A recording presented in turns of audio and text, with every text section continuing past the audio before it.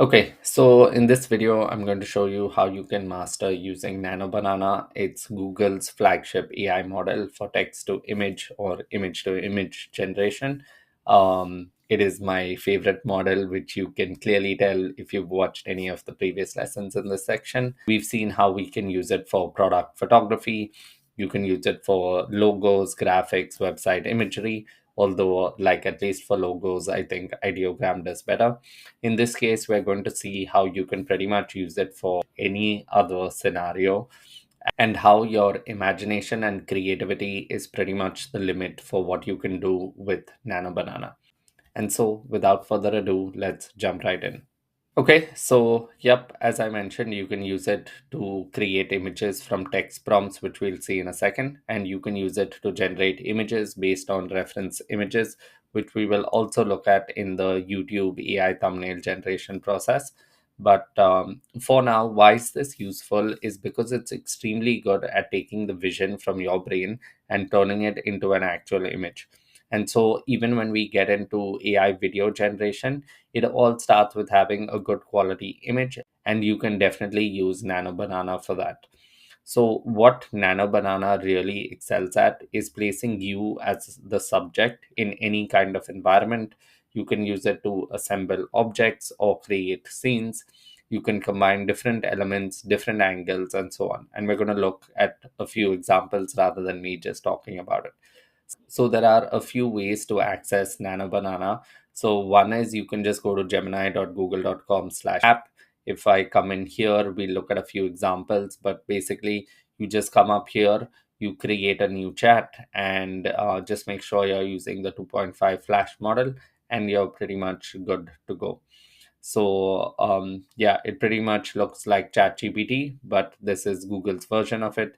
You can use it for a number of use cases, which we're going to start looking at right now. So first up, we're going to look at how do you use it to change, say, outfit colors. So say here, I'm wearing this black kind of long sleeve outfit.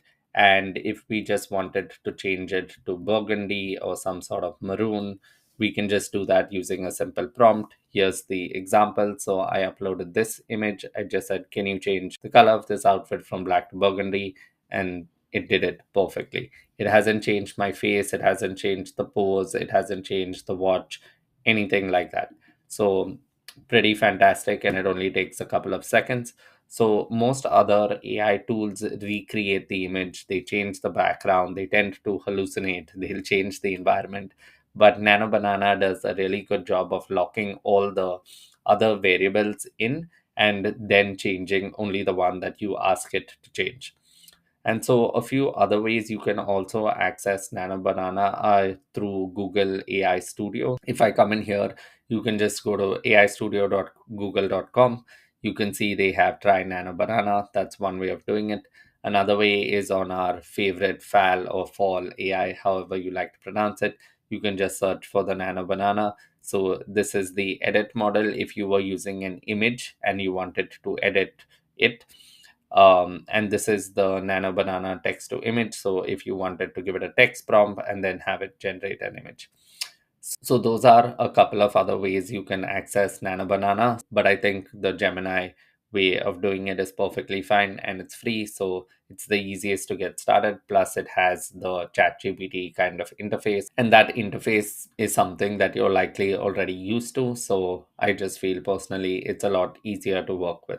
Okay, so then to look at another example. So in this one, like you can see, there's this black car in the background.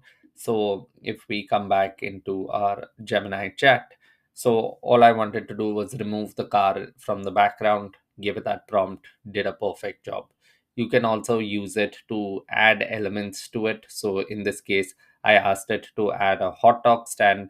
It felt like it's a little too close and it seemed a little artificial, but you can always refine that and by changing the prompt a little bit. So I said, like in this case, can you replace the hot dog stand with a woman taking her dog for a walk, but somewhere in the distance? And so it perfectly added this kind of blurred effect, which makes this seem a lot more realistic than some of the other use cases. Then another example is you can always take a black and white image and just say, can you colorize this image, right? So this one, if we look a little closely, it's black and white, and I asked it to add color to this. And then we have this perfectly good looking dog with all the appropriate colors. We can use it to open people's eyes in photos. So you just add a simple prompt, just say, can you open the subject's eyes? Does a fantastic job. Here's another example. The the lady's eyes in this third place are completely closed, and then we can just ask it to open her eyes, and there it does a fantastic job as well. This is another example. You can use it to change backgrounds. So here you can see how I've asked it to change it to a beautiful sunrise. Does a perfect job. Here I've asked it to change it to a sunset using this image, and yeah, it does a perfect job again. So this was another example where I just gave it this picture of me. I gave it this relatively long prompt to generate some sort of YouTuber studio setup, and it did a pretty good job. Like, some of the text in this image wasn't perfect, but like it still does a very good job of the aesthetic, the vibe, the layout, and this whole YouTuber vibe. But yeah, like, this is about like refining your process iteratively. I gave it too much to do in the original prompt, and it had too much of text in it. So you want to try and stay away from that. But like, still, I think it's still a fantastic tool to use for like 95% of your use cases. This was another example where I wanted it to change the style of this image to something that was hand drawn by a 5-year-old, as say a childish cartoon, and like it did a pretty fantastic job. Just look at that. Yeah, I mean, it hasn't nailed it completely, but it's got the cartoon vibe. So similar to this, if I wanted this to be in some sort of animated movie, here the prompt didn't work, but let me try that again. Yeah, so I've said keep the man exactly the same in the image, but change everything else in the image like it was hand drawn by a 5-year-old cartoon. So you can see that it's like very well isolated me as the subject and changed everything else in the image, right? This is another example. You can use it for like redesigning your room, like whenever you have an idea and you're not sure what it will look like. So you can give it more specific prompts, but like, this is an example of me saying, can you take this room, for example, okay, and can you just redesign it with a modern look and aesthetic? And then just like that, we got this. And like, that's just fantastic that you can go in seconds from like one idea to another. So here, like, if I took the image we just got and I circled these two sections, and then I gave it this prompt of, can you replace the red circled area with a plant and the blue circled area with a photo frame? Can you see how beautifully it's done that, right? So you can select sections on your images as well, tell it what you want, and like, it does a pretty fantastic job of getting that right as well. Next up, like another example, you can use it to replace outfits, as we discussed earlier, like not just change colors, but also completely like use it for trying on different outfits. So here I wanted to see what I would look like with this Manchester United jersey. I can just say, can you replace the t-shirt of the guy in image one with this Manchester United jersey in image two? Is sometimes you may need to upload yourself or the subject first, and sometimes you may have to do it second, because I've noticed sometimes for whatever reason, uh, Nano Banana struggles with that. And say, if you were to put the Manchester United t-shirt first and you second, it might not work. Like, so that's just something to keep in mind if it ever doesn't. Yeah, so this is how you can use it to try on different products, different outfits. And like, yeah, if you are running like a clothing brand or an e-commerce store and you wanted to experiment with different outfits, you can easily do that using Nano Banana. So I then took that a step further and said, can you please generate a full length image with the subject wearing long white trousers and white sneakers? So it did that as well. And yeah, pretty much like, as you get a hang of this by now, you can pretty much do anything in terms of image generation with this tool. Like, my suggestion to you is just try and do it iteratively, like try and change one thing in the image at a time, like whether you're changing the style or the background or adding an element or removing an element.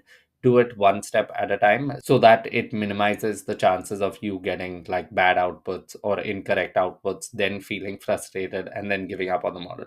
Because as you've seen, like it can pretty much do anything as long as you're clear enough with your prompting. So you can use it to design your old room, like if you were doing a YouTube studio or for a newborn baby, or if you wanted to redesign the room for work or for gaming, whatever that is, right? Then you can also use it for product photography. You can combine elements. We saw how you can replace sections of elements, change backgrounds. You can pretty much change anything that you want. And yeah, we also saw this in the previous product photography lesson where we were comparing Bria and Nano Banana. So then you can also use it for YouTube thumbnails, exactly like how we were doing. The principles remain the same. However, I just have an additional YouTube thumbnail AI generation module or lesson up next for you to see an actual example of how I generate my YouTube thumbnails using Nano Banana and Canva, which are completely free. And then when we get started with video generation, you'll also see how we start with an image, and that image can be generated using Nano Banana. And yeah, you can edit specific sections of images by just drawing sketches, circling or highlighting areas, and telling Nano Banana, can you change this or can you replace this with, say, a pot, a plant, pretty much anything, right? We can go on forever, but you're only limited by your creativity and imagination. I've tried to cover as many use cases or scenarios here as possible just to show you what is actually possible when you use Nano Banana the right way, adding prompts iteratively. And yeah, if you have any questions, if you feel I didn't cover any scenarios or anything's confusing, please, as always, you can send me a DM, let me know. I'm more than happy to change, update, or do whatever's required so that you properly understand and have no confusion about using these AI models. So, yep, thanks for watching. That's it for this one, and I will see you in the next one.